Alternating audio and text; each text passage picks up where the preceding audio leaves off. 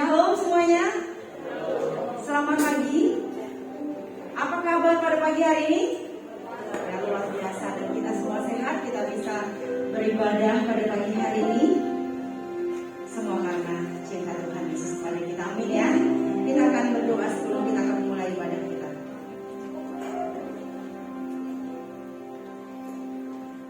Bapa kami yang ada di surga, pagi hari ini Tuhan, kami bersyukur kepadamu.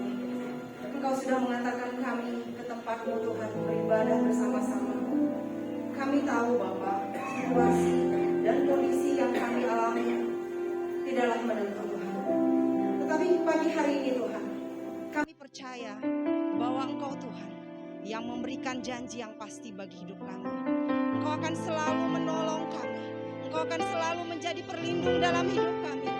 Engkau akan selalu mendampingi kami dalam hidup kami Tuhan. Itu yang kami pegang pada pagi hari ini. Kami mau ibadah Tuhan, kami mau meninggikan nama-Mu. Kami mau bersorak-sorai bagi kemuliaan Tuhan. Biarlah Tuhan, Engkau hadir di hati kami. Engkau Tuhan yang beracara Tuhan di tempat ini. Kami berdoa juga pada pagi hari ini. Bagi teman-teman kami, rekan-rekan kami yang saat ini sedang sakit. Tuhan Kau jamah mereka, Tuhan Kau sembuhkan mereka Tuhan. Mari Kau lawat mereka Tuhan. Kami berdoa Tuhan bagi saudara-saudara kami yang juga mempunyai beban yang kami tidak pahami Tuhan. Tetapi Engkau Allah yang tidak terselami dalam pikiran kami. Engkau yang akan memahami Tuhan. Engkau yang akan memberikan jalan keluar bagi permasalahan-permasalahan yang kami alami pada saat ini. Terima kasih Tuhan Yesus. Kami dedikasikan ibadah kami pada pagi hari ini Tuhan. Hanya ke dalam nama Tuhan kami Yesus Kristus. Allah yang hidup bagi kami. Allah yang menolong kami. Allah yang setia dalam hidup kami. Terima kasih Tuhan Yesus. Haleluya. Mari jemaat Tuhan kita katakan semuanya. Amin.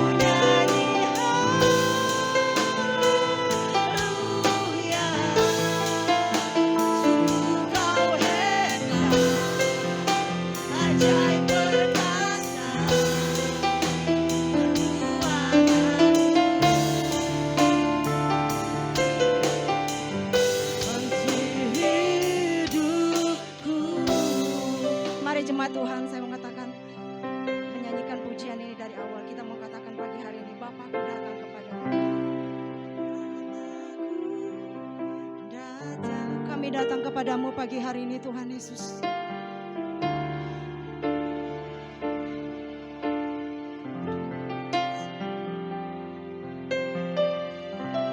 Kami percaya kepadamu Tuhan.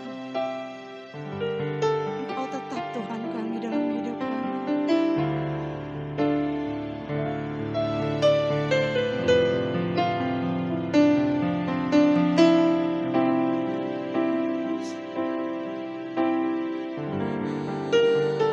Mari kita katakan sekali lagi. Menyembahmu, kami percaya kepadamu Tuhan. Ku percaya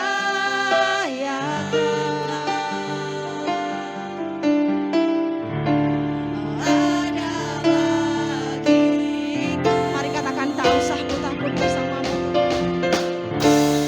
Tak usah ku takut, sebab kau sertaku. Tak usah ku bimbang, kau di dalamku. Tak usah ku cemas, kau menghibur. Saat ku lemah,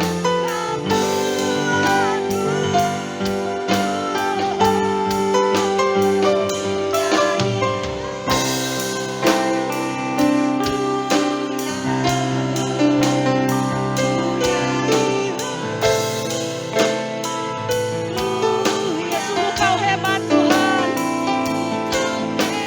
Kau ajaib Tuhan Yesus.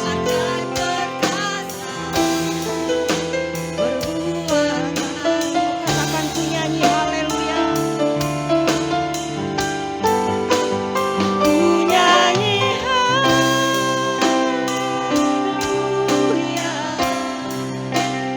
Ku nyanyi haleluya. Sungguh kau hebat, ajaib perkasa kekuatanmu. Di hidupku kami nyanyi haleluya bagimu Tuhan. Kami sembah kau Yesus. Kami sembah kau,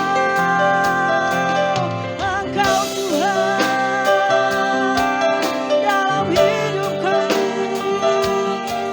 Kami sembah kau Yesus. Kami sembah kau Tuhan. Engkau ajaib Yesus. Engkau ajaib Tuhan. Kami percaya padamu. Kami percaya. Kami bernyanyi bagimu Tuhan. Kami bermazmur bagimu Yesus. Kami percaya Engkau Tuhan bagi kami. Engkau Allah bagi kami. Engkau setia. Engkau setia. Engkau setia Tuhan. Engkau menunggu langkah kami. Kami percaya padamu Yesus. Kami percaya padamu Tuhan. Kami percaya. Kami percaya padamu Yesus.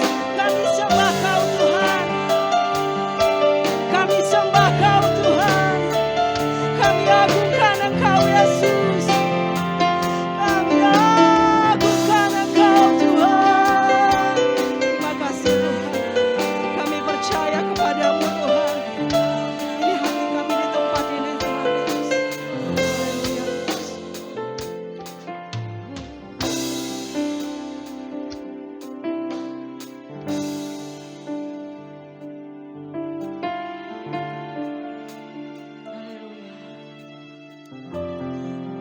Dengan apa akan ku balas segala kebaikanmu, segenap hatiku menyembahmu Yesus. Ku bersyukur padamu, dengan apa kan ku balas segala kebaikanmu. Segenap hatiku menyembahmu Yesus. Ku bersyukur padamu. Katakan dengan apakan ku balas segala kebaikanmu.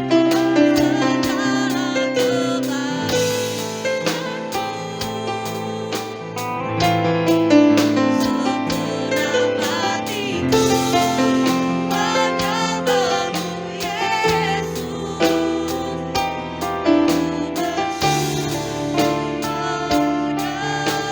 Jemaat Tuhan, katakan dengan apa kan ku balas. Benar Tuhan.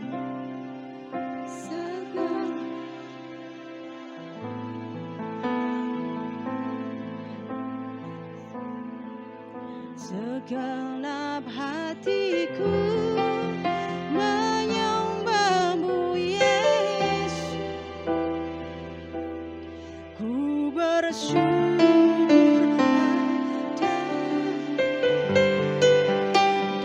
dengan apa kan ku balas segala kebaikanmu.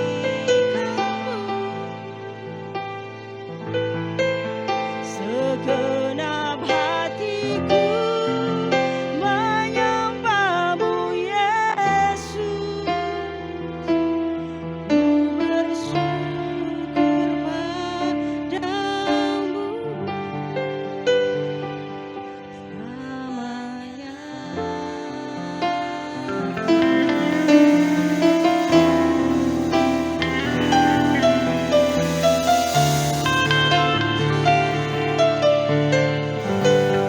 Bawa cahaya.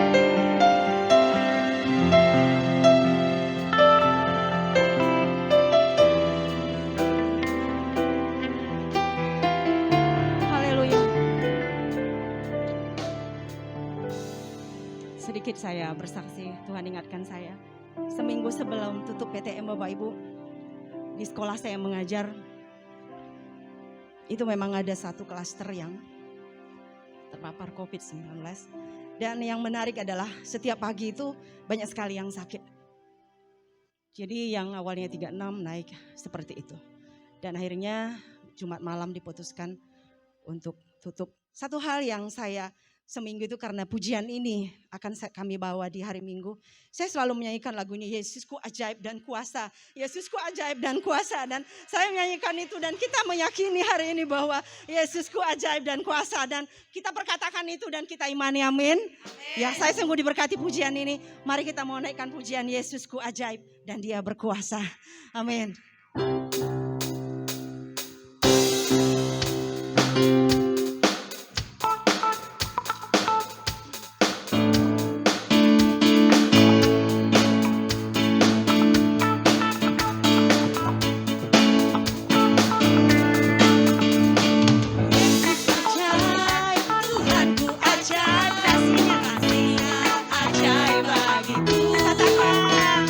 Yesus ajaib, Tuhanku ajaib, rahmat-Nya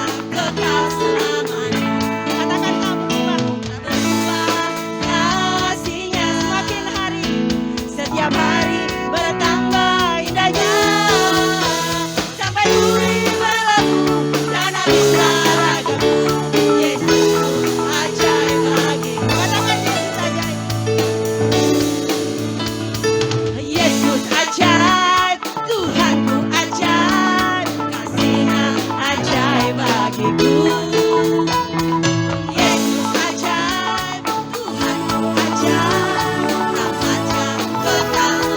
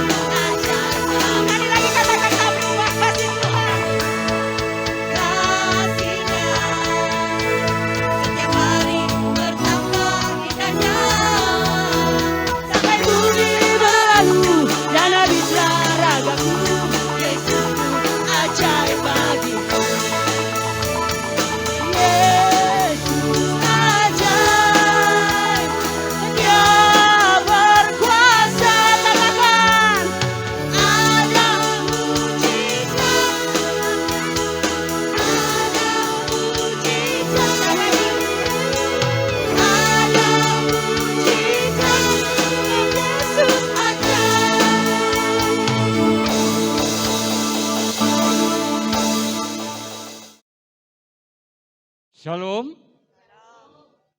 Puji Tuhan, pada pagi hari ini kita masih diberikan kesempatan oleh Tuhan, yaitu mengembalikan yang bukan menjadi hak kita, yaitu 1/10 dari apa yang sudah Tuhan berikan selama 1 bulan. Bapak Ibu yang dikasihi Tuhan, mari pada pagi hari ini kita berikan ketaatan kita kepada Tuhan. 1/10 ini bukan menjadi hak kita. Ini mutlak haknya Tuhan. Kita belajar tidak mencuri daripada hak Tuhan. Mari kita berikan ketaatan kita pada pagi hari ini. 1/10 kita akan kembalikan ke bendaraan rumah Tuhan, supaya ada, yaitu persediaan di rumah Tuhan. Berapa banyak di antara Bapak Ibu yang bersuka cita untuk mengembalikan 1/10 dari haknya Tuhan? Mari kita berdoa. Tuhan, inilah ketaatan kami. Kami bersyukur dan terima kasih ya Allahku. Engkau telah memperhatikan dan memberkati kami selama 1 bulan penuh. Engkau tidak pernah membiarkan kami sampai kekurangan. Tuhan, hari ini kami mau mengembalikan Tuhan yang bukan menjadi hak kami. 1/10 ini menjadi hak-Mu ya Tuhan. Terima kasih Bapa. Berkati 1/10 kami pada pagi hari ini. Berkati umat-Mu ya Tuhan. Kami percaya ya Tuhan. Ketaatan kami ini ya Tuhan, membuat kami boleh semakin melihat daripada berkat-berkat-Mu. Terima kasih Bapa, kami akan mengembalikan dengan sukacita dan penuh ucapan syukur di dalam nama Tuhan kami, Yesus Kristus. Amin. Pujian ini mengingatkan kita, saat Tuhan sudah menyelamatkan kita, memulihkan kita, maka Dia akan tetap memegang tangan kita dalam setiap situasi dalam hidup kita. Mari kita naikkan satu pujian ini.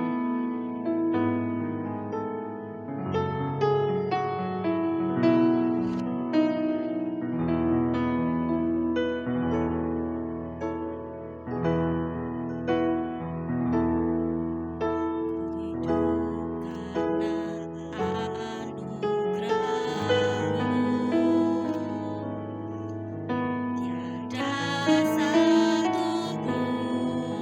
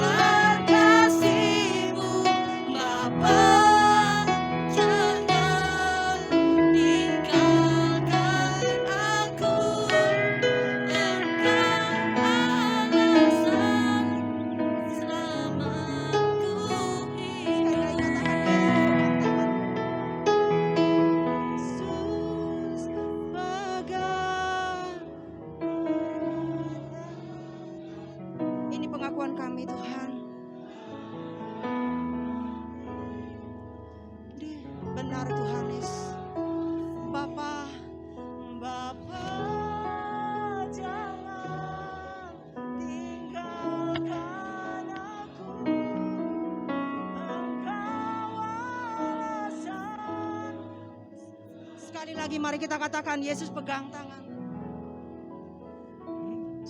Katakan sekali lagi, Yesus pegang erat tanganku. Ku tak dapat hidup di luar kasih-Mu, Bapa. Jangan tinggalkan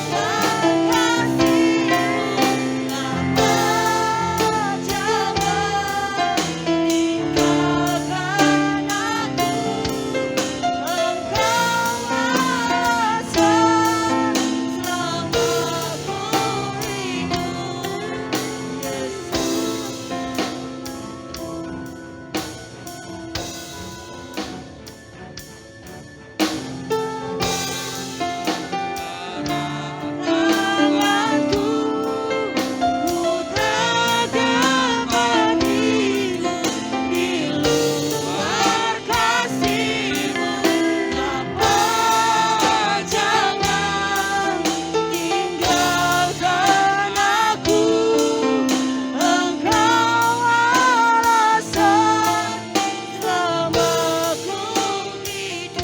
alasan selamatku.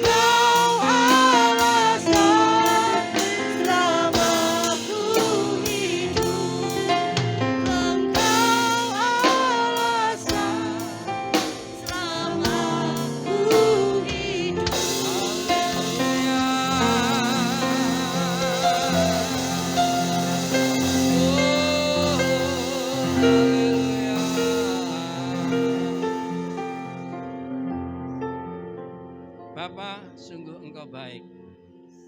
Allah yang sangat baik. Oleh karena itu kami menyerahkan hidup kepadamu. Surrender. Aku percaya Engkau menerima dengan sukacita. Pada saat ini kami rindu Tuhan mendengarkan suara dan firman-Mu. Berbicaralah untuk kami dapat mendengar. Dan kami boleh melaksanakan hidup dengan sukacita karena berjalan dalam tuntunan-Mu. Terpuji Engkau kekal selamanya. Haleluya. Amin. Silakan duduk kembali, Bapak Ibu. Tadi saya tangkap daripada berita suara gembala yang sungguh kata-kata itu menguatkan hati kami. Dan kata-kata itu adalah kata-kata yang memotivasi saya. Sehingga saya berani menyerahkan hidup kami sepenuhnya kepada Tuhan. Nah, saudara yang dikasihi Tuhan, tidak ada seorang pun yang mampu menyerahkan diri kepada Tuhan jika ia tidak benar-benar mengasihi Tuhan. Demikian juga hubungan suami istri. Seorang istri, saudaraku, betapa nyaman di samping suaminya yang dapat dipercayai. Dia aman dan mau menyerahkan sepenuhnya kepada suami di dalam membangun rumah tangga. Oleh karena itu, saya berikan tema daripada khotbah saya hari ini, yaitu apa? Mempersembahkan yang berkenan kepada Allah. Persembahan yang berkenan kepada Allah. Mari kita bertanya, apa yang Tuhan inginkan persembahan dari kita? Yang Dia paling bersukacita. Dan menerima dengan sukacita dari persembahan itu. Firman Tuhan berkata demikian.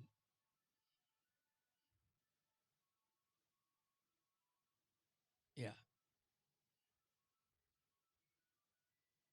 Saya percaya bahwa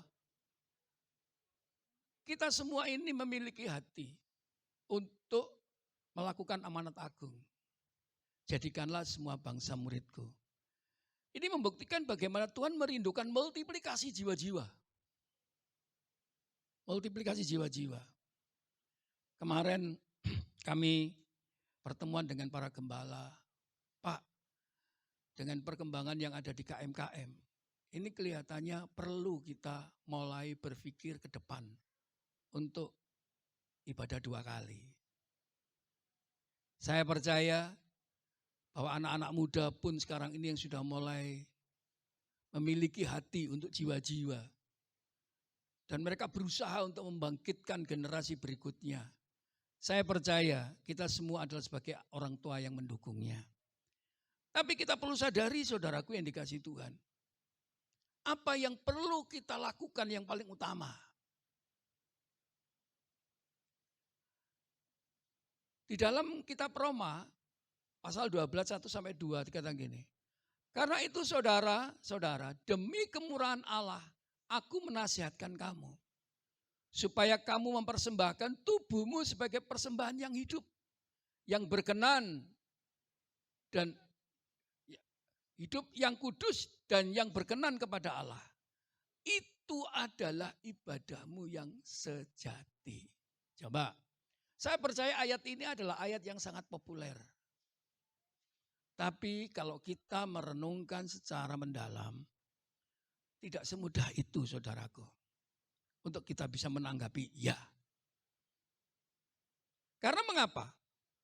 Karena kita akan mengalami suatu hal yang paling berat ketika mempersembahkan tubuh sebagai persembahan yang hidup. Bukan yang mati. Hidup itu bergerak. Hidup itu ada satu perubahan-perubahan. Hidup itu adalah ada satu kegerakan-kegerakan. Nah sekarang menjadi pertanyaan. Kegerakan apa yang boleh kita persembahkan kepada Tuhan. Dan ini menjadi persembahan yang menyukakan hati Tuhan. Yang berkenan di hati Tuhan. Karena itu adalah ibadahmu yang sejati. Apa yang dimaksud ibadah? Nanti saya akan jelaskan. Ibadah bukan saja saudara saat ini datang di tempat ini lalu mendengarkan firman Tuhan. Tetapi lebih daripada itu. Ada hal-hal yang perlu kita sikapi untuk setiap hari. Itu merupakan suatu ibadah juga. Mengapa? Karena Tuhan berkata begini. Janganlah kamu menjadi serupa dengan dunia ini. Tetapi berubahlah dalam pembauran budimu. Jadi ada perubahan, ada kegerakan-kegerakan. Yang apa? Yang memultiplikasi untuk menjadi lebih baik dari perubahan budi. Sehingga kamu dapat membedakan manakah kehendak Allah. Apa yang baik, yang berkenan kepada Allah, dan yang sempurna. Goal terakhir. Perubahan-perubahan kehidupan yang menuju daripada kehendak Allah. Hendaklah engkau sempurna karena Bapamu yang di surga adalah sempurna. Yaitulah ibadah kita yang mau dibentuk, yang merubah diri di dalam kenyataan dari pandangan dunia kepada pandangan surga. Nah, saudara, saya mengambil daripada Kamus Bahasa Indonesia, ya, dikatakan demikian. Oke.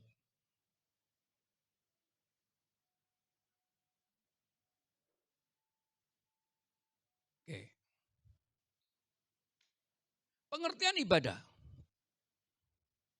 Dalam Kamus Bahasa Indonesia, yaitu segala usaha lahir dan batin yang sesuai dengan perintah Tuhan yang harus dilakukan umatnya. Coba. Segala usaha lahir dan batin. Jadi dengan segenap hati dan segenap jiwa. Ada lagu begini. Dengan segenap hati dan jiwa kuserahkan padamu.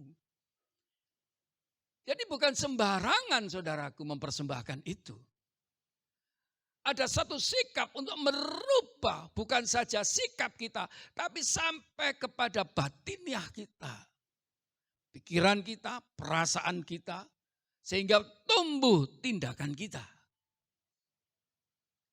Nah, oleh karena itu, Paulus sebagai seorang ahli Taurat, dia selalu mengambil daripada pengajaran-pengajaran yang dia terima pada saat dia menjadi seorang murid dari Gamaliel. Saudara, dalam perjanjian lama, di satu Tawarikh ini tentang Raja Daud ketika dia mempersembahkan. Ini dia diambil di sini. Satu Tawarikh 21 ayat 24. Tetapi berkatalah Raja Daud kepada Ornan, bukan begitu, melainkan aku mau membelinya dengan harga penuh. Sebab aku tidak mau mengambil milikmu untuk Tuhan dan tidak mau mempersembahkan korban bakaran dengan tidak membayar apa-apa. Ini ceritanya begini, saudara. Daud itu rindu ingin mempersembahkan korban kepada Tuhan.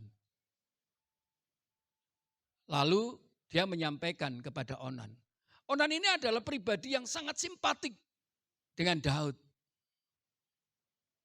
Dia punya lembu, dia punya kayu, dia punya peralatan seluruh untuk yang dipersembahkan kepada Tuhan.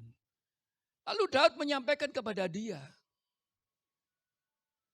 Lalu Onan berkata begini, udah Raja, ini aja saya kasihkan kepada Raja. Pakai untuk mempersembahkan kepada Tuhan. Tapi Daud berkata, saudaraku ini kan, tidak serta-merta menerima sepenuhnya. Oke lah kalau gitu saya pakai ya, nanti saya akan kembalikan. Enggak, tapi dia begini. Dia berkata kepada Onan, bukan begitu, melainkan aku mau membelinya dengan harga penuh. Enggak. Aku tidak mau persembahanku kepada Allah oleh karena pemberianmu, enggak. Tapi aku ingin memberikan dari apa yang ada padaku. Sebab aku tidak mau mengambil milikmu untuk Tuhan. Aku tidak mau oleh karena pemberianmu. Ini saya persembahkan kepada Tuhan. Dan tidak mau mempersembahkan korban bakaran dengan tidak membayar apa-apa. Jadi saudaraku, ketika Daud datang kepada Tuhan, dia tidak mau kosongan.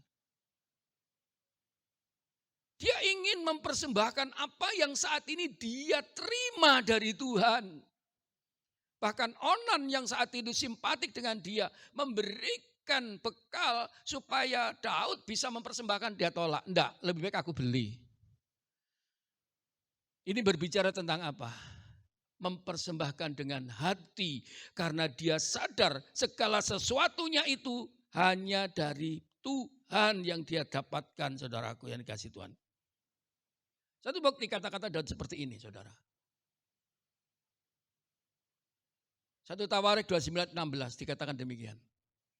Ya Tuhan Allah kami, segala kelimpahan bahan-bahan yang kami sediakan ini untuk mendirikan bagimu rumah bagi namamu yang kudus adalah dari tanganmu sendiri dan punyamulah segalanya. Dia sadar bahwa pemberian daripada Tuhan itu sudah melebihi segalanya. Ketika aku memberikan kepadamu ini Tuhan, sebetulnya aku ini tidak memberi, cuma mengembalikan, itu pun cuma sebagian. Haleluya. Demikian juga mari kita sadari hari ini. Ketika kita datang kepada Tuhan, kita mempersembahkan keuangan kita. Kita memberikan penuh atau sebagian? Sebagian bukan? Tapi yang menjadi masalah, ketika saudara memberikan persembahan sebagian, itu dengan sukacita karena ini adalah milik Tuhan, atau saudara merasa ini milikku? Ini menjadi pertanyaan. Jadi orang yang mengasihi Tuhan, dia tidak akan hitung-hitungan sama Tuhan. Karena dia tahu bahwa segala yang kumiliki ini datangnya pada Tuhan. Seperti Daud dikatakan, ya Tuhan Allah kami, segala kelimpahan bahan-bahan yang kami sediakan ini untuk mendirikan bagimu rumah bagi namamu yang kudus adalah dari mana? Tanganmu sendiri. Dan punya mula segalanya.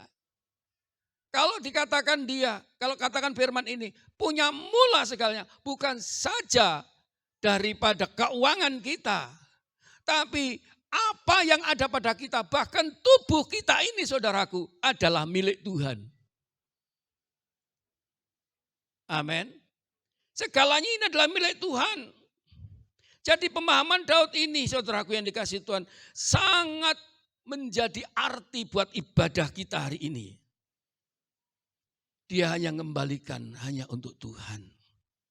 Daud merasa jika dia menghadap Tuhan, dia justru mengucap syukur karena segala sesuatu ini adalah berkat daripada Tuhan.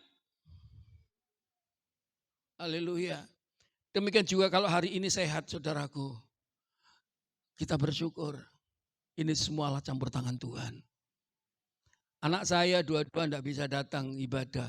Pak, tenggorokan saya sakit. Bicara pun juga sulit. Jadi saudaraku yang dikasihi Tuhan, ya sudahlah kamu di rumah. Dan saya melihat di sini saudaraku, kursi ada berapa yang kosong. Mungkin mengalami yang sama. Dan saya melihat bagaimana saat ini anak-anak sekolah diliburkan kembali. Karena ada COVID. Saya percaya dengan adanya keadaan ini, Tuhan punya mau dengan kita. Untuk kita sadar bahwa segala yang menjadi milik kita adalah milik Tuhan. Bahkan diri kita ini milik Tuhan. Bukan milik dunia. Amin. Berapa banyak saudara bersuka cita dan menyadari bahwa kita perlu bersuka cita karena kita milik Tuhan. Yang saat ini bersuka cita angkat tangan saudara. Yes, saudara milik Tuhan, tepuk tangan buat Tuhan Yesus Kristus. Haleluya. Demikian juga di dalam perjalanan Petrus ketika dia ada bersama-sama dengan Yesus. Dan Paulus saudaraku, dia banyak menimba daripada pengetahuan Petrus. Karena Paulus tidak pernah berjumpa dengan Yesus. Dan tulisan-tulisannya saudaraku sangat mirip dengan cara berpikir daripada Petrus. Filsuf Yunani berkata demikian. Yahudi maksud saya. Filsuf Yahudi. Filsuf ini orang yang lahir bersama Yesus. Dalam arti segenerasi dengan Yesus. Berkata demikian. Seorang Yahudi jika mempersembahkan korban, sebenarnya hanya menjalankan peran sebagai hamba Allah. Ketika dia mempersembahkan korban, entah lembu, merpati, atau domba, itu cuman karena menjalankan peran sebagai hamba. Berarti apa? Dia hanya taat tunduk kepada Tuhan, berserah kepada Tuhan. Dia menyerahkan, baik, ini aku bawa padamu. Tak ada satupun milik mereka yang mereka akui sebagai milik pribadi. Jadi, betapa tulusnya orang-orang Yahudi dulu tuh. Dengan Tuhan tuh cintanya begitu lengkap, saudaraku. Saya membaca ini sangat iri sekali. Ini benar-benar pribadi yang menyerah, surrender. Menyerah. Semua miliknya adalah anugerah Allah. Kepandaian kita, hikmat kita, bahkan fasilitas yang Tuhan berikan, bahkan suamimu, istrimu itu adalah anugerah. Sehingga engkau mengalami kebahagiaan oleh karena Tuhan. Semua milik Tuhan. Oleh karena itu saudaraku yang dikasihi Tuhan. Ada seorang istri yang ditinggalkan suaminya. Dia sulit melepaskan. Saya percaya memang cinta itu saudaraku yang dikasihi Tuhan untuk dilepaskan itu memang sulit. Demikian juga cinta kita dengan Tuhan. Kalau engkau mendalam, dalam berserah, kita sulit dilepaskan dengan Tuhan. Amin. Karena cinta itu. Tapi saudaraku yang dikasihi Tuhan, percayalah jika engkau mengalami ini, Tuhan yang menjadi pemiliknya, dia menempatkan yang terbaik. Demikian juga hidup kita, kita dipanggil Tuhan, ya sudah menyerah saja. Oleh karena itu, saya ingat ketika bapak saya meninggal, dia katakan begini, karena dia tidak mengasuh saya mulai kecil. Saya manggil saya itu Nono, Nono, ampuni bapak ya. Saya nangis, Bapak, aku sudah mengampuni engkau. Justru aku hari ini ketika menjadi hamba Tuhan, itu karena Bapak. Tuhan memimpin sampai hari ini. Saudara, ketika Bapak bilang minta ampun, rasanya sulit aku melepaskan. Tapi saya sadar bahwa ini adalah Bapakku juga milik Tuhan. Aku serahkan. Sehingga dia mengebuskan nafas yang terakhir. Tapi pada saat itu saya bersuka cita boleh menyembah Tuhan dan bersama-sama dengan Bapak saya. Karena Bapak sudah bertobat. Itu yang paling sukacita saya, saudara, gue kasih Tuhan. Nah, demikian juga apa yang dialami oleh orang-orang Yahudi pada masa itu. Yang hatinya melekat dengan Tuhan. Yang hidupnya menyerah kepada Tuhan. Segala sesuatu ini milikmu Tuhan. Aku ini hidup oleh karena anugerah. Semua karena anugerahnya diberikannya pada kita. Jadi kita tidak ada apa-apanya. Kita ini datang kosongan, pulang harus kosongan juga. Amin. Lalu apa yang saat ini kita pertahankan di bumi ini, saudaraku? Tidak ada sesuatu yang terbaik. Nah, saudaraku. Jadi ketika Paulus menulis daripada Roma 12 ayat 1 tadi. Ini memiliki suatu arti. Bahwa Paulus memberikan pandangan kepada kita. Mari, bagaimana kasihmu kepada Tuhan. Itulah yang membuat engkau ikhlas mempersembahkan tubuhmu. Karena kasih itu timbul hanya jika kita telah memiliki hubungan kasih dengan pribadi Yesus Allah kita.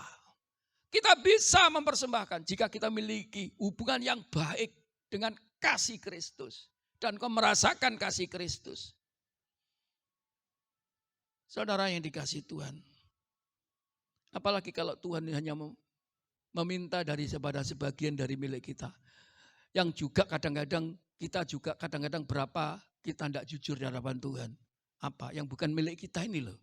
10% tadi didoakan. Mari kita renungkan siapa yang jujur dan tidak jujur. Tuhan tahu. Ingat. Siapa yang jujur dan tidak jujur, Tuhan tahu. 10% bukan milik kita, itu milik Tuhan, saudara. Kalau saudara saat ini yang bukan milik kita aja sudah hitung-hitungan. Seperti orang dunia, cuan atau bocuan, saudaraku yang dikasih Tuhan.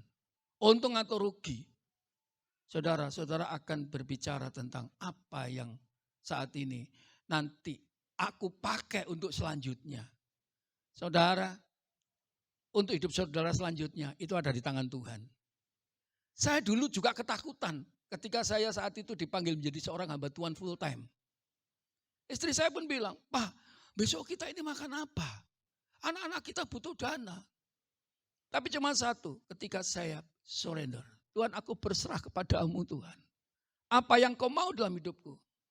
Ternyata hari ini hidupku lebih indah daripada masa lalu saya. Jadi bersama Tuhan, mengasihi Tuhan, tidak usah hitung-hitungan. Berserah penuh, Tuhan yang beracara. Yang percaya tepuk tangan buat Yesus Kristus, haleluya. Saya bertanya kepada saudara. Tidak ada orang yang mampu menyerahkan dirinya menjadi persembahan yang hidup. Kalau hatimu tidak sungguh-sungguh mengasihi Tuhan. Dan ketika engkau mengasihi Tuhan dengan penuh, maka engkau akan mempercayai Dia.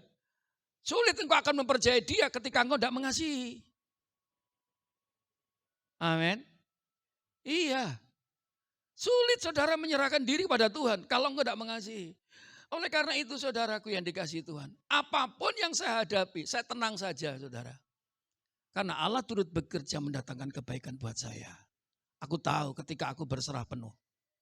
Tuhan membawa saya kepada tujuan yang aku tidak mengerti di depan saya. Tapi aku yakin Tuhan menempatkan yang terbaik. Itu yang saya alami. Sampai hari ini saudaraku. Ketika semua orang takut, saya cuma tersenyum. Aku tahu Bapakku lebih mengerti apa yang ada di depan kita. Demikian juga keadaanmu hari ini. Tuhan lebih tahu daripada keadaanmu yang akan datang. Yang bisa katakan amin. Dan keadaan yang akan datang, Tuhan berikan yang terbaik. Percayai. Lebih-lebih ketika engkau menyerahkan anakmu. Saya percaya tidak ada seorang ayah dan ibu yang tidak mengasihi Tuhan, yang tidak menyerahkan anaknya. Karena hatinya yang mencintai Allah dan dia mempercayai Allah sepenuhnya bahwa masa depanku ini ada di tangan daripada Tuhan. Maka dia tidak segan-segan membawa anaknya. Ini Tuhan, kupercayakan kepadamu. Seperti siapa? Hana yang memiliki anak yang namanya Samuel. Ketika di tangan Tuhan, dia menjadi seorang nabi. Oleh karena itu, saya setiap mendoakan anak kecil, saya senang kalau engkau akan jadi hamba Tuhan. Karena aku tahu betapa mulianya hidup menjadi seorang hamba Tuhan. Amin. Saya tanya, ibu-ibu di sini, siapa yang rindu anak-anak yang besok menjadi hamba Tuhan? Bukan pendeta. Seorang pendeta belum tentu hamba Tuhan. Tapi seorang hamba Tuhan pasti akan menjadi pendeta. Gitu loh saudara. Yang menjadi hamba Tuhan. Angkat tangan. Yes. Ibu-ibu saja. Sing laki enggak usah. Haryono enggak usah ngacung.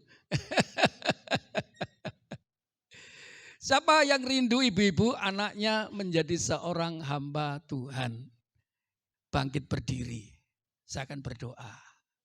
Karena itu penyerahan hidup. Karena doa seorang ibu itu kuat kepada anak yang pernah dikandungnya. Angkat kedua tanganmu. Bapa yang baik. Engkau melihat ibu-ibu yang mengangkat kedua tangannya. Yang menyerahkan anak-anaknya kepadamu menjadi seorang hamba Tuhan. Inilah persembahan yang hidup yang berkenan kepada Allah. Sebagai ibadah yang sejati. Untuk hidupmu dibentuk dalam pimpinan Roh Kudus. Aku tahu ini waktunya Tuhan. Engkau akan memultiplikasi jiwa-jiwa. Oleh karena doa-doa seorang ibu yang berkenan di hadapanmu menyerahkan anaknya menjadi seorang hamba Tuhan. Terima kasih berkati doa-doa mereka. Dalam nama Yesus. Haleluya. Amin. Silakan duduk kembali. Saudara, karena mengapa? Seorang ibu sangat peka sekali dengan keadaan anaknya. Demikian juga Petrus ketika mengasihi Yesus. Dia sadar siapa Yesus yang sebenarnya. Oleh karena itu dia berkata demikian. Dan biarlah kamu juga dipergunakan sebagai batu hidup. Untuk pembangunan suatu rumah rohani. Nah, rumah rohani. Jadi kehidupan yang dipimpin oleh Roh Allah. Bagi suatu imamat kudus. Imam-imam. Orang-orang yang bisa jadi berkat. Dalam keteladanan. Dalam kekudusan. Apa maksudnya? Supaya untuk mampu mempersembahkan persembahan rohani yang karena Kristus berkenan kepada Allah. Hanya karena Yesus saja. Jadi saudaraku, ketika hatimu mengasihi Yesus. Aku mengasihi Engkau Yesus. Dengan segenap hatiku. Aku mengasihi Engkau Yesus dengan segenap jiwaku. Jadi sepenuh hati, bukan setengah-setengah. Dan itu yang Tuhan bersuka cita. Karena apa? Orang yang demikian akan mampu menjawab daripada pernyataan Tuhan yang saat ini dipergunakan sebagai batu hidup dalam pembangunan, di dalam pergerakan rohani. Jadi doa-doamu, anak-anakmu yang kau persembahkan kepada Allah, dia akan menjadi batu hidup sebagai dasar untuk generasi akan datang. Mereka mampu berdampak untuk mengenalkan kepada Tuhan Yesus. Haleluya. Saudaraku, betapa indah kita bersama Tuhan. Oleh karena Amsal berkata demikian. 4 ayat 23. Jagalah hatimu dengan segala kewaspadaan karena di situ terpancar kehidupan. Jadi ketika kita menjadi batu hidup yang dibangun oleh karena suatu bangunan rohani saudaraku. Maka setiap apa yang kita lakukan itu bermuatan daripada kemuliaan Allah. Bermuatan daripada firman yang hidup. Dan inilah yang akan mengobrak-ngabrik kerajaan iblis. Generasi saudara adalah generasi yang akan mengobrak-ngabrik kerajaan iblis. Dan akan dibangun dalam susunan kerohanian. Oleh karena itu saudaraku, Tuhan ketika menerima saudara dalam penyerahan diri lewat baptisan, lewat penyerahan diri dalam doamu dan sepenuh hati. Ingat saudaraku, Tuhan sangat bersuka cita, maka dianugerahkan kasih karunia. Tuhan katakan, aku berikan kasih karunia, aku berlimpah-limpah atas engkau. Mari, saya percaya di tempat ini akan banyak pelayan-pelayan Tuhan, bukan hanya jemaat yang duduk.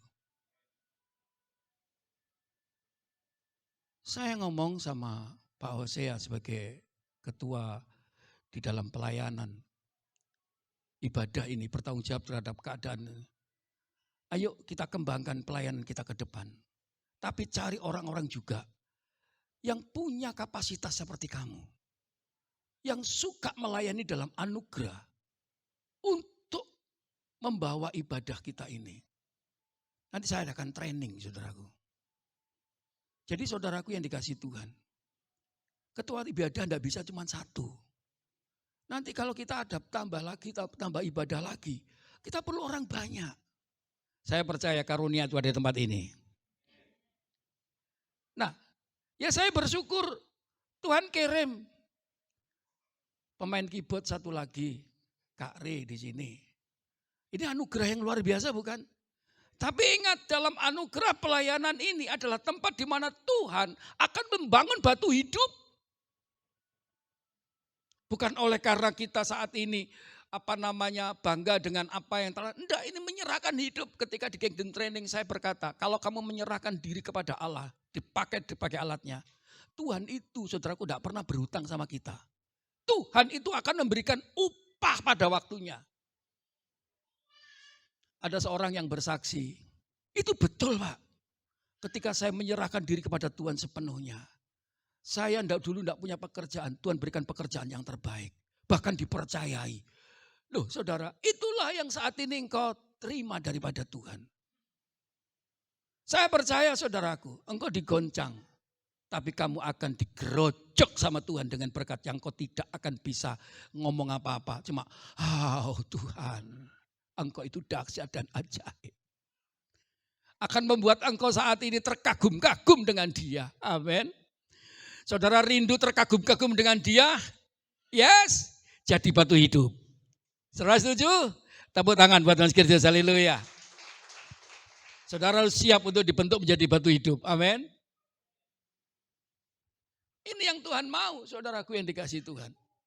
Ya. Nah, dari kasih karunia yang Tuhan percayakan, ada hal yang kita perhatikan supaya kita saat ini bisa mengerti isi hati Tuhan tentang kasih-Nya. Saudara, ada ayat begini. Mari kita persembahkan diri kita. Tuhan kata begini, dari pengalaman Paulus ketika dia menyerahkan pada Tuhan. Ada beberapa karunia yang saat itu dilihat. Dia berkata demikian. Jika karunia untuk melayani, baiklah kita melayani. Jika karunia untuk mengajar, baiklah kita mengajar. Jika karunia untuk menasihati, baiklah kita menasihati. Siapa yang membagi-bagikan sesuatu, hendaklah ia melakukannya dengan hati yang ikhlas. Siapa yang memberi pimpinan, hendaklah ia melakukannya dengan rajin. Siapa yang menunjukkan kemurahan, hendaklah ia melakukannya dengan sukacita. Ini berbicara tentang keikhlasan di dalam mengembangkan karunia. Saudara, saya bersyukur. Saya nggak ngira kalau Bu Maya itu bisa drummer, saudara. Baru kali ini ada drummer wanita, saudara ya. Itu kalau enggak kasih karunia ya enggak mungkin loh, saudara. Karena itu harus ototnya itu harus digerakkan begitu rupa. Ya toh? Harus fit tenaganya. Gebuk drum, saudara yang dikasih Tuhan. Tapi saya percaya kalau kasih karunia ya bersuka cita, kan itu kasih karunia. Oleh karena itu, mungkin ada yang lain. Siapa yang karunia melayani?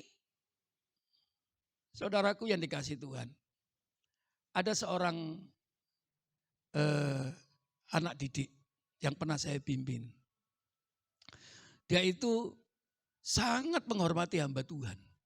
Saudara tahu, ketika hamba Tuhan datang dari mobilnya dibuka, sebelum dibuka ada samping. Selamat datang Bapak, tasnya dipegang, diambil, lalu diantarkan ke tempat duduk. Melayani. Bahkan kepada orang tua pun melayani. Saya, saudaraku, diminta oleh waktu itu almarhum Pak Alek. Untuk apa? Koordinator melayani senior lansia. Dan waktu itu ngumpul berapa? 200 orang, saudara. Waduh, saudara, saya masih muda, saudara. Saya sering khotbah kepada Manullah. Coba, saudara, ya sebisa-bisa saya. Tapi di situ hati saya dibangun untuk apa? Mengasihi jiwa-jiwa. Karena mengapa? Melayani orang yang sudah usia itu enggak gampang, saudara. Loh benar, enggak gampang, saudara. Saya ngomong sama istri, sama anak-anak saya. Ingat, ketika papa dan mama akan semakin tambah usia, kamu akan melihat sesuatu yang banyak perbedaan. Tapi aku tidak mau kau tuntut dengan caramu yang kamu yang masih muda. Karena cara pandangmu sudah akan berbeda. Karena mengapa? Semakin kita tua, seluruh tubuh kita ini semakin mengkerut. Dan banyak hal yang akan berbeda dengan anak-anak muda. Oleh karena itu, kalau kamu bisa melayani dia, aku dan mamamu, kamu akan menjadi anak yang hebat nanti. Karena di situ kamu dibangun jiwamu, rohmu, dan hatimu. Engkau akan semakin dewasa mengerti jalan-jalan Tuhan. Engkau akan jadi amat hebat. Oleh karena itu, layani dengan ikhlas. Nah, saudaraku, mungkin saat ini kau punya karunia mengajar. Baiklah kita mengajar. Saya melihat saudaraku yang dikasih Tuhan. Ketika saya mengajar di Kingdom Training, ada hal mata pelajaran khusus saya pegang. Karena saya ingin mendapatkan karunia-karunia dari anak-anak saya. Ketika saya tahu, oh ini punya karunia, tembak langsung. Oh ini punya karunia, ini tembak langsung. Dan pernyataan-pernyataan Tuhan itu benar sekali. Oleh karena itu, inilah yang mendewasakan saudara lewat ini. Harus dilakukannya dengan hati yang ikhlas. Katakan ikhlas, 2, 3. Saya tambahkan lagi, melayani dengan ikhlas. 2, 3. Tuding saudaramu, kalau melayani yang ikhlas ya. Kalau mau melayani harus ikhlas. Jangan hitung-hitungan. Amin. Karena semua anugerahnya, yang percaya tepuk tangan buat Yesus Kristus. Haleluya. Semua itu oleh karena anugerahnya, saudara. Haleluya. Ya. Nah, saudaraku yang dikasih Tuhan. Memang perlu karunia ini. Nah, karunia melayani. Tuhan perintahkan agar kita melayani mereka dengan yang sedang kekurangan. Jadi, Ulangan 15 ayat 10 sampai 11. Engkau harus memberi kepadanya dengan limpahnya dan janganlah hatimu berduka cita. Kalau melayani jangan berduka cita. Saudara melayani dengan duka cita dan tidak ikhlas, itu krosos saudara melayani kok. Yang saudara layani itu pasti terasa kok. Itu akan menimbulkan siak. Jadi saudara sedang menimbun dosa. Kalau saudara melayani tapi dengan hati yang berduka, itu membuat duka orang lain, itu sudah siak, maka saudara yang menimbun dosa. Itu penyelewengan sudah. Jadi diperlukan daripada yang namanya ikhlas, ya.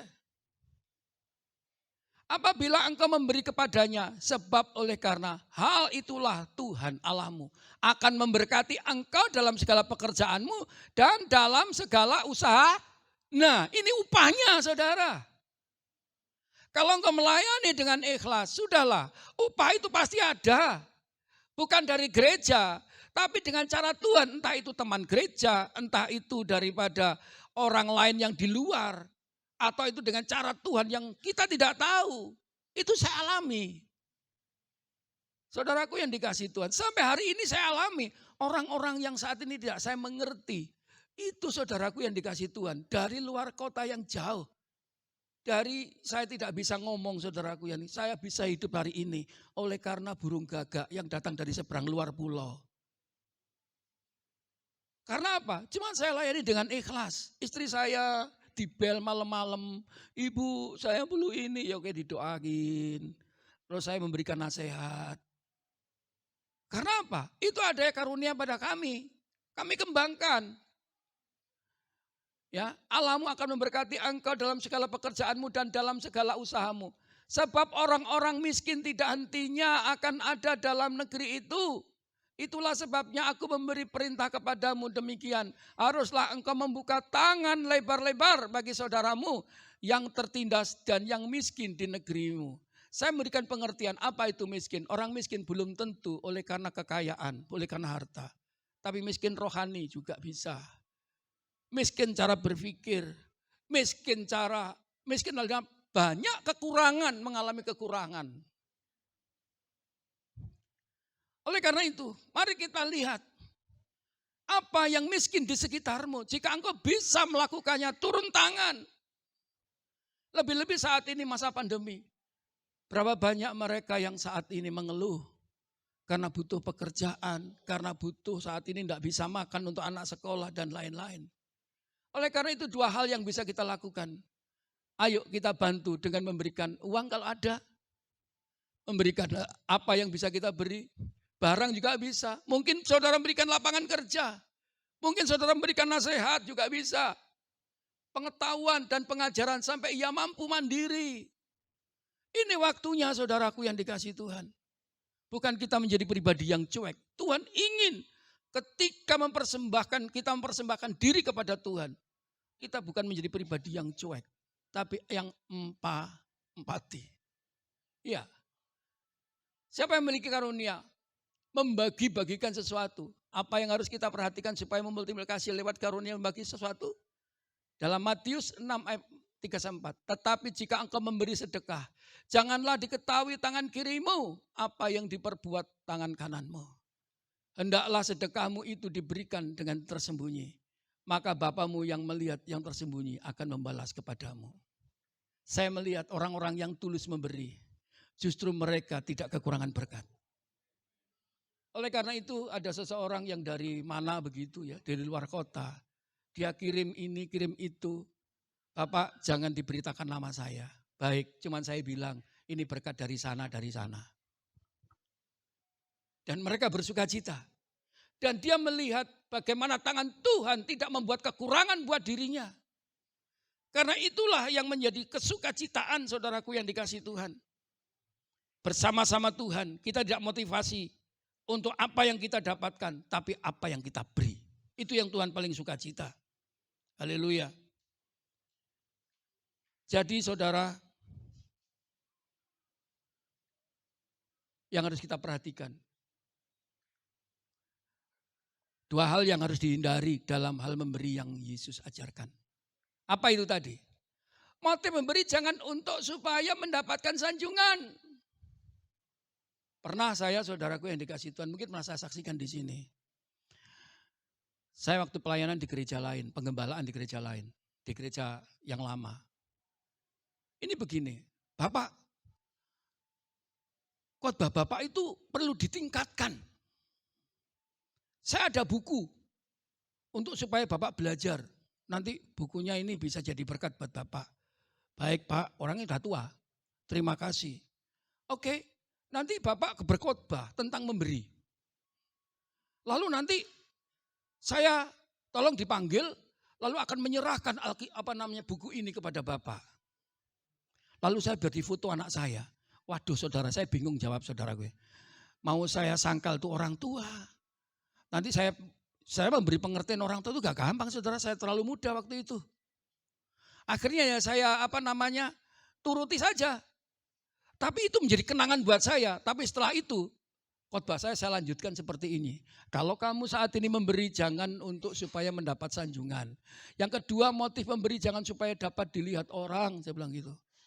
Gondok saudaraku nama orang tua. Ya sudah, nah ini memang firman Tuhan, mau apa lagi? Tapi buat belajar yang lain juga akhirnya. Saudara yang dikasih Tuhan, mari kalau kita memberi, jangan untuk hanya supaya dilihat orang. Amin. Jangan memotivasi untuk saudara mendapat sanjungan, jangan. Mengapa harus tersembunyi? Ini ada maksudnya. Tuhan itu memerintahkan seperti itu pasti ada maksudnya. Setiap firman itu pasti ada maksudnya. Saya renungkan, saudaraku, saya mendapat jawaban seperti ini. Mengapa harus memberi dengan tersembunyi? Karena begini, untuk menjamin kemurnian hati motif pemberi dan mampu menolak kemunafikan. Karena kita semua itu memberi itu gak gampang. Yang paling gampang itu menerima bukan? Tapi untuk memberi itu gak gampang saudara. Tapi ingat, ketika engkau sudah terbiasa untuk memberikan dengan tersembunyi, itu akan menjamin kemurnian hatimu. Dan mampu menolak kemunafikan. Mampu menolak kalau saat ini saudara tergoda untuk supaya saat ini saudara disanjung. Untuk saya saudara ini. Akhirnya itu terhindari saudaraku. Yang kedua, untuk melindungi dan menghormati privasi penerima. Hal ini diperlukan untuk rehabilitasi dan pemulihan. Jadi maksudnya begini. Kadang-kadang ada orang yang diberi saudaraku. Kalau dia dengar diberi si A, itu ada yang malu. Waduh, aku padahal gak minta, aku diberitakan ke sana. Jadi privasinya tidak terjaga. Dan dampaknya juga, saudaraku, nanti saudara, mereka yang saat ini sedang dalam pergumulan rohani, mereka akhirnya menjadi gak mengalami pemulihan. Wah, aku malu, aku dikasih tahu sana, kali tahu sini. Ah, gitu saudara. Yang ketiga, untuk melindungi si dermawan dari sebesarnya atau kemurahan hatinya. Jadi saudaraku, perlu dijaga mereka kemurahan hatinya supaya tadi tidak tersebar ya. Untuk menjadi dasar yang baik dalam mengembangkan nilai kasih dan persahabatan penolong dan yang ditolong. Jadi akan mendapat satu imbal balik. Hubungan yang saat itu semakin baik karena merasa aku ada kesempatan untuk memberkati. Yang satu ada kesempatan, puji Tuhan, aku lewat dia diberkati. Tapi kalau dia saat ini mau diceritakan ya tidak masalah. Tapi sudah ada omongan dulu supaya tidak luka hati begitu ya. Untuk melakukan perintah Kristus dalam melaksanakan hukum kasih sehingga menjadi kesaksian. Beri. Saya percaya engkau akan diberi. Jangan berpikir apa yang harus aku terima. Tapi berpikirlah, ayo apa yang bisa aku beri. Demikian juga ketika engkau memiliki karunia memimpin. Perhatikanlah semua itu, hiduplah di dalamnya supaya kemajuanmu nyata kepada semua orang. Mari, apa yang menjadi utama pertumbuhan? Pertumbuhan daripada setiap kita adalah pertumbuhan bagaimana kita ini bisa menjadi seorang pemimpin. Pemimpin itu artinya apa? Pengaruh. Orang yang mampu mempengaruhi. Kalau saat ini dikatakan pemimpin tetapi tidak mampu mempengaruhi orang, kan gak ada pengikut. Mana ada seorang pemimpin tanpa pengikut? Gak mungkin bukan? Jadi saudara kalau saat ini ingin tampil menjadi seorang yang berpengaruh, maka perhatikanlah. Supaya kemajuanmu nyata, perhatikan, memimpin diri sendiri. Kemajuanmu di dalam dirimu. Engkau tidak akan bisa mimpin keluarga ketika engkau tidak bisa mimpin dirimu sendiri. Bagaimana saat ini mimpin orang lain, sedang mimpin diri sendiri aja sudah kalah kabut, saudaraku. Gak mungkin, saudara. Inilah pentingnya, saudara, saling mendoakan di antara keluarga. Pentingnya persekutuan. Memang kalau keluarga kalian sudah punya anak yang sudah menikah dan sudah punya cucu, memang sulit untuk saudara persatukan. Tapi paling tidak, opa-omanya harus menyatu. Karena mereka punya target sendiri gitu saudara. Jadi paling tidak bapak, ibu, anak kumpul doa. Siapa di sini yang sudah bapak, ibu punya mesbah doa dengan anaknya? Angkat tangan. Wih, cuma 2 orang, 3 orang. Puji Tuhan, hidupkan. Nama Tuhan dipermuliakan dalam keluargamu. Hidupkan. Nanti apa? Pertumbuhan iman akan ada keseimbangan. Kenapa saat ini tidak ada kekompakan dalam keluarga? Karena tidak ada keseimbangan. Pertumbuhan iman istri dan suami tidak saling mengimbangi. Mengapa? Tidak ada persekutuannya. Bahkan anak menuntut, saudaraku yang dikasih Tuhan. Jangan kaget. Ini pentingnya. Ya. Awasilah dirimu sendiri dan awasilah ajaranmu. Bertekunlah dalam semuanya itu karena dengan berbuat demikian engkau akan menyelamatkan dirimu dan semua orang yang mendengar engkau. Bahkan keluargamu. Pimpin dirimu sendiri. Bangkitkan, multiplikasi imanmu. Untuk apa? Menjadi pemimpin dalam dirimu. Apa yang saat ini kau kurang dalam dirimu? Kadang-kadang, Pak, saya ini orang yang paling sulit diatur, Pak. Tolong doakan saya. Saya pernah mendoakan anak itu. Dan akhirnya apa? Dia menjadi anak yang penurut. Ternyata mengapa? Ketika saya berkonsultasi dengan dia, ngomong-ngomong, diskusi dengan dia. Mengapa kamu saat ini sulit untuk menurut? Karena saya mulai kecil tidak dibimbing orang tua. Saya tidak ngerti caranya, Pak. Bagi orang yang demikian, saudaraku, saya paling suka cita. Karena latar belakangnya sama dengan saya. Yang penting mau menyerah. Orang yang sulit diatur, belajar menyerah kepada sang pemimpin atau mentormu. Kalau engkau saat ini berjalan sendiri, enggak akan mungkin. Berapa banyak saudara percaya bahwa saudara dan saya perlu mentor? Siapa yang saudara percaya bahwa saudara dan saya perlu mentor? Angkat tangan, yes. Tepuk tangan buat Yesus Kristus, haleluya. Ya, renungkan. Kita perlu mentor, karena ada yang ngawasin. Ya, oleh karena itu dikatakan sebelum kita mengawasi orang, maka awasilah dirimu sendiri dan awasilah ajaranmu. Ajaranmu sudah benar enggak kepada anak-anak istrimu, kepada orang lain. Engkau tidak akan bisa saat ini mengajarkan yang benar ketika kita sendiri tidak bisa menguasai kebenaran. Karena kita tidak memperhatikan diri kita sendiri. Oleh karena itu belajar itu selalu perlu. Amin. Belajar itu selalu perlu. Kapan Pak belajar selesai? Tidak ada habisnya. Sampai hari ini saudara, saya selalu masih belajar. Tidak ada habisnya saudaraku yang dikasih Tuhan. Nah, oleh karena itu, syarat yang harus dilakukan oleh seorang pemimpin. Perhatikan ini, supaya saudara bisa menguasai diri. Seorang pemimpin harus mengawasi dirinya sendiri agar melakukan apa yang diajarkan. Kalau ngomong harus dilakukan. Ada bahasa Jawa begini saudaraku, gajah diblangkoni, iso kojah enggak iso ngelakoni. Amin. Saya percaya tidak ada yang demikian di tempat ini. Kalau ada bertobat. Itu tinggi di kananmu, ojo kaya gajah diblangkoni.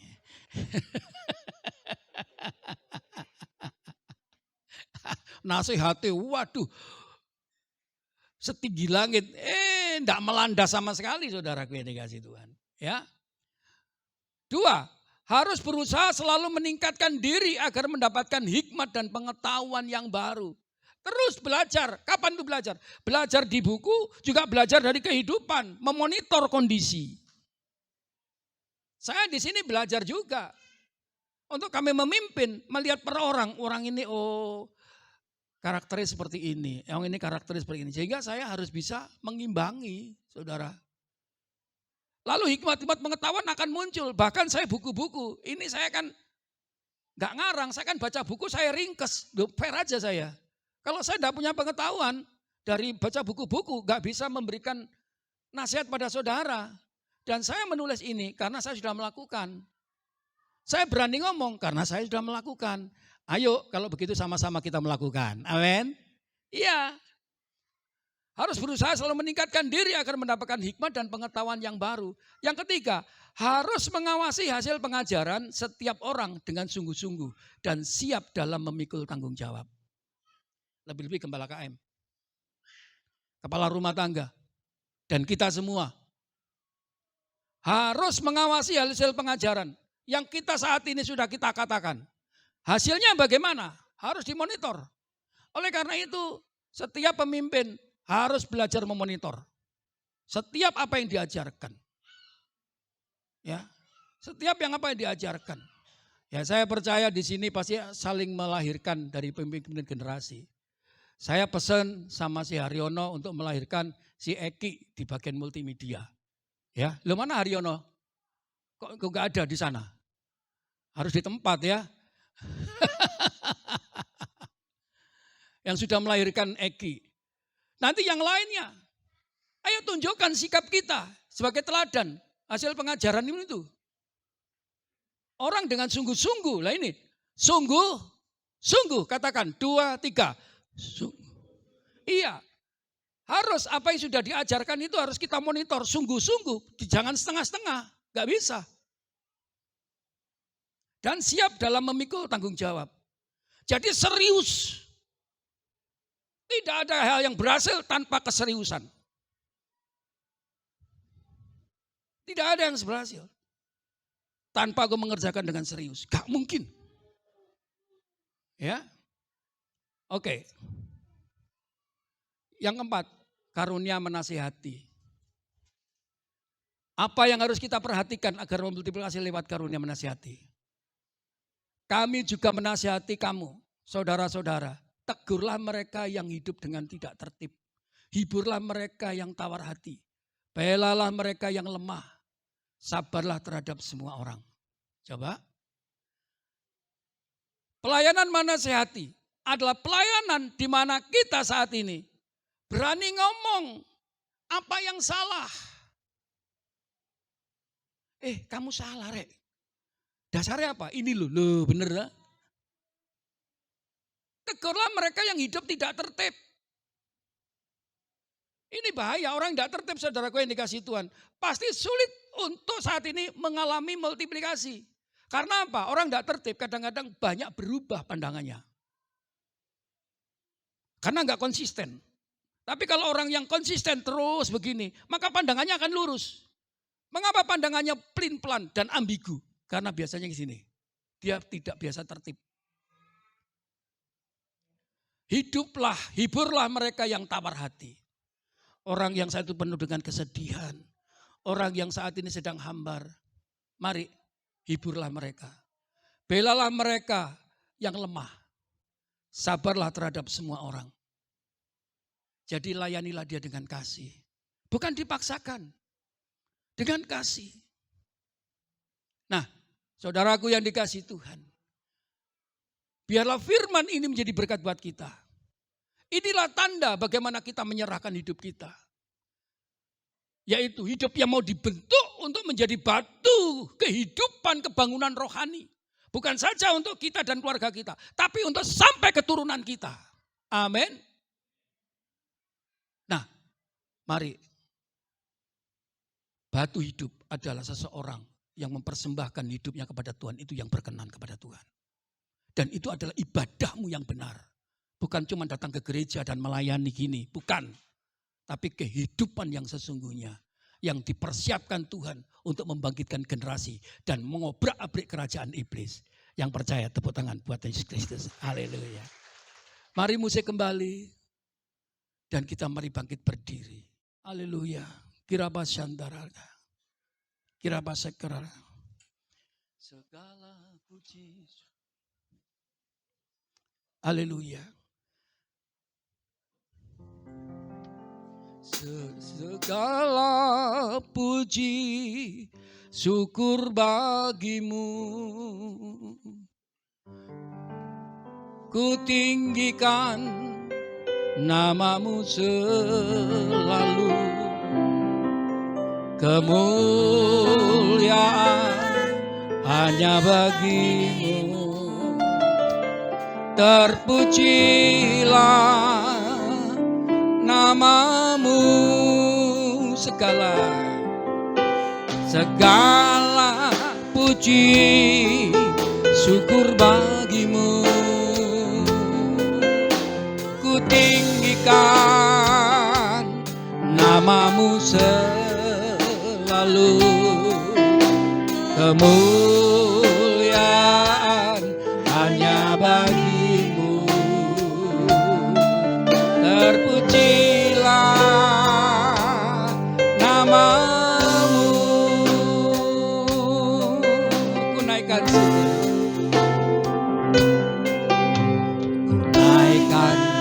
syukur padamu Yesus. Ku sembah sujud kepadamu Tuhan, di hadapan takhta kemuliaan-Mu. Ku tinggikan, ku agungkan selamanya. Ku naikkan, amin. Ku naikkan syukur padamu Yesus. Ku sembah sujud kepadamu Tuhan, di hadapan takhta kemuliaan-Mu. Ku tinggikan, ku agungkan selamanya. Angkat tanganmu, segala puji syukur bagimu. Ku tinggikan namamu selalu, kemuliaan hanya bagimu. Terpujilah nama segala puji syukur bagimu. Ku tinggikan namamu selalu, kemuliaan hanya bagimu. Terpujilah namamu segala puji syukur bagimu. Amin. Ku tinggikan namamu selalu, kemuliaan hanya bagimu. Terpujilah namamu. Engkau akan bisa mengucap syukur kepada Dia dan muji kepadanya ketika engkau memiliki hati kasih kepada Tuhan. Dan engkau membalas kasihnya kepada Tuhan, karena Tuhan mengasihi kita dengan menyerahkan tubuhnya. Dia pecahkan daripada tubuhnya dan menyucurkan darahnya untuk kita. Segala pengorbanan kehidupannya hanya untuk kebaikan kita, saudara. Oleh karena mari kita serius mengasihi Dia dan mengucap syukur, segala puji syukur kepadamu ya Allahku. Oh haleluya, rabata sandara. Angkat roti di hadapan Tuhan. Apakah engkau mengasihi Tuhan? Lihat bagaimana Tuhan telah memecahkan tubuhnya kepada kita. Ketika Dia bersama muridnya, Dia pecahkan daripada roti itu, diberikannya dan berkata, makanlah, jadikanlah peringatan akan aku atas keampunan dosa-dosamu. Bukankah roti yang dipecahkan ini merupakan persekutuan kita dengan tubuh Kristus? Amin. Mari kita makan dalam nama Yesus.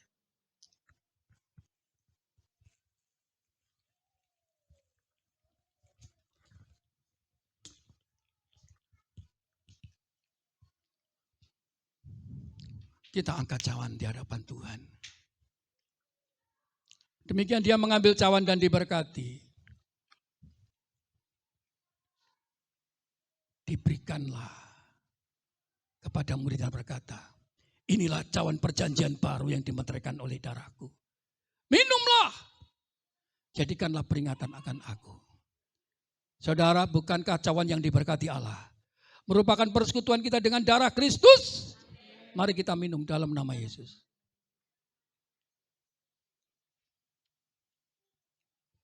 Sembah dia, sembah dia.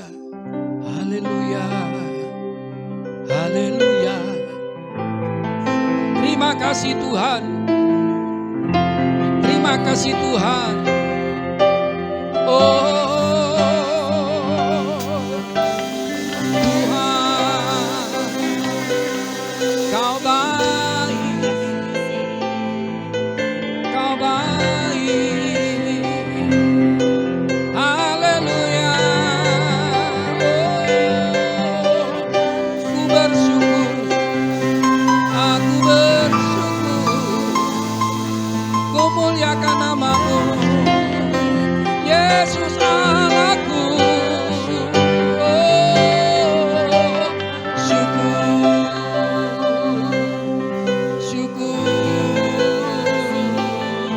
Haleluya, haleluya.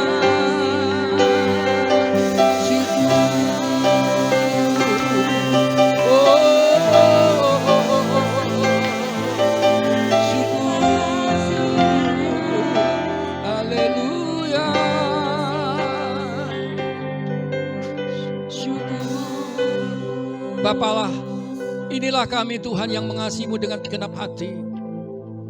Oleh karena itu aku serahkan ya Tuhan tubuh kami untuk menjadi batu hidup. Kami siap Tuhan saat ini menjadi dasar pembangunan kerohanian untuk masa depan generasimu. Inilah kami sebagai batu hidup Tuhan. Sehingga Engkau berkenan dalam persembahan hidupku. Terima kasih. Terima kasih. Ajarkanlah kami Tuhan ketika kami melayani dengan ikhlas. Tanpa beban dan bersuka cita. Oleh karena itu kami tahu bahwa segala kehidupan kami dan harta kami adalah milik-Mu Bapa. Biar Engkau dipermuliakan dalam hidup kami. Terpuji namamu. Terpuji namamu. Oh, terpuji namamu. Terpuji namamu.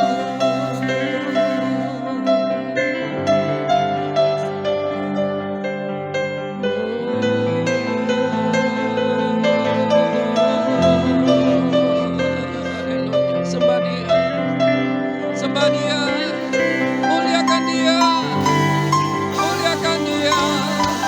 Oh, muliakan dia.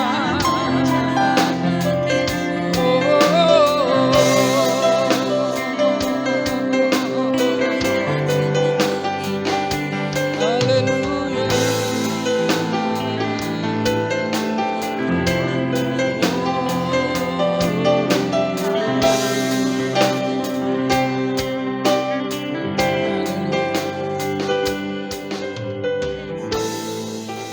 Terima kasih Bapa.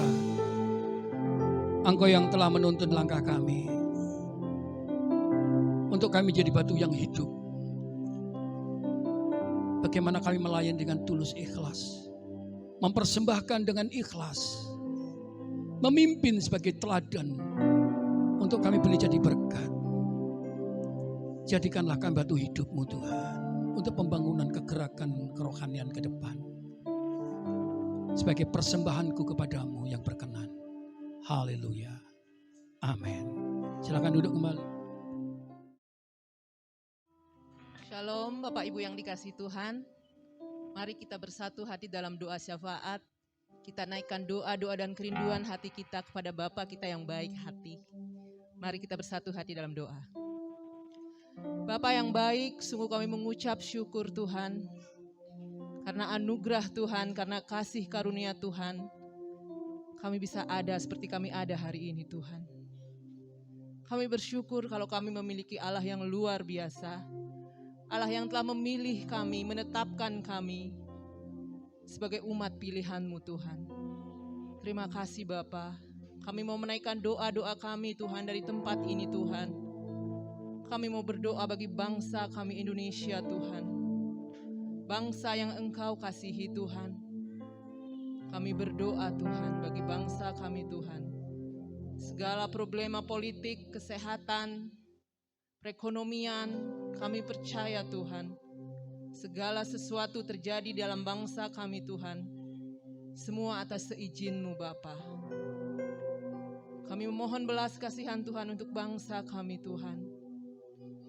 Kami bawa doa-doa kami kepada pemimpin bangsa, untuk pemimpin-pemimpin bangsa kami Tuhan. Mulai dari tingkat presiden, wakil presiden, para menteri, sampai ke tingkat desa yang paling bawah Tuhan. Kami berdoa Tuhan, biarlah hikmat Tuhan ada di dalam setiap pemimpin bangsa kami Tuhan. Karena Engkau telah berfirman Tuhan, bahwa kami harus berdoa bagi bangsa di mana Engkau tempatkan kami Tuhan. Karena kesejahteraan bangsa kami adalah kesejahteraan kami Tuhan. Kami berdoa Tuhan untuk bangsa kami Tuhan. Kami menaikkan doa-doa syafaat kami Tuhan. Kepada para pemimpin bangsa kami dan para pemimpin gereja-Mu dimanapun berada Tuhan. Biarlah hikmat daripada Tuhan terus ada di dalam setiap pemimpin gereja-Mu Tuhan. Para gembala dari tingkat denominasi yang paling tinggi Tuhan. Sampai kepada para GKM Tuhan. Engkau yang menuntun mereka Tuhan untuk membawa setiap domba-domba milik-Mu Tuhan kepada pengenalan yang benar akan Engkau Tuhan. Kami juga berdoa Tuhan untuk gereja-Mu di tempat ini Tuhan. Kami berdoa untuk Bapak Gembala dan Ibu Gembala Tuhan beserta seluruh keluarga Tuhan.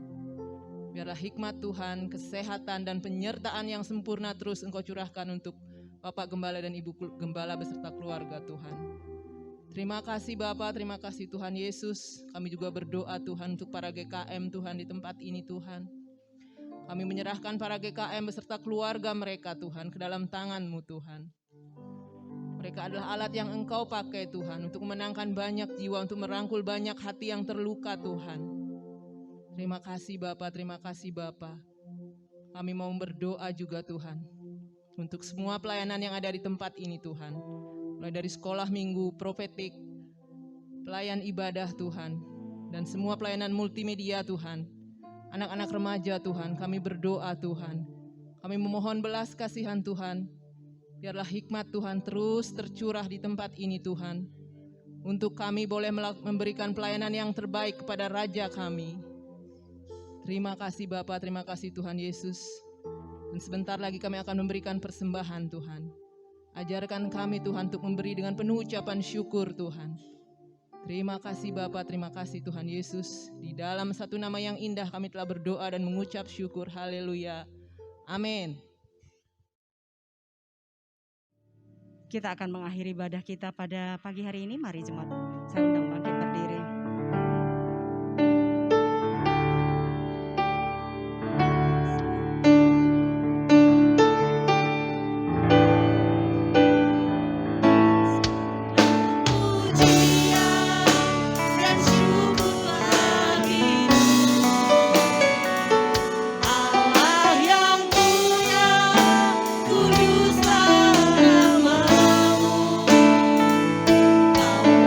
Yang